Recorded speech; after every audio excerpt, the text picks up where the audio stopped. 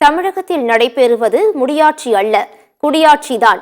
தங்களை யார் ஆள வேண்டும் என்பதை மக்கள்தான் முடிவு செய்கிறார்கள் என்று தமிழ்நாடு காங்கிரஸ் கமிட்டி தலைவர் செல்வ பெருந்தகை தெரிவித்துள்ளார்.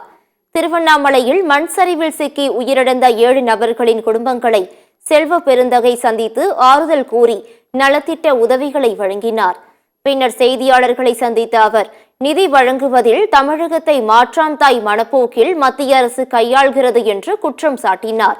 பெஞ்சல் புயலால் பாதிக்கப்பட்டுள்ள தமிழகத்திற்கு உரிய பேரிடர் நிவாரண நிதியை வழங்காமல் மத்திய அரசு வஞ்சித்து வருவதுதான் குறிப்பிட்ட அவர், நீர்வளத்துறைக்கு தேவையான நிதியையும் வழங்க வேண்டும் என கேட்டுக்கொண்டார்.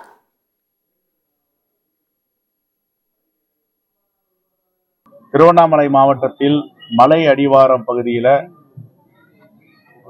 மலை சரிவு, நிலச்சரிவு, மண் சரிவு ஏற்பட்டு 7 பேர் புதையுண்டு உயிரிழந்திருக்கின்றனர்.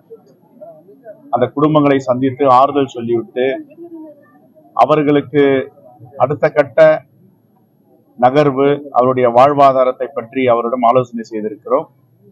இந்த அடிப்படையில சட்டப்பேரவையில நாளை மறுநாள் 9ஆம் தேதி சட்டப்பேரவை கூட இருக்கிறது.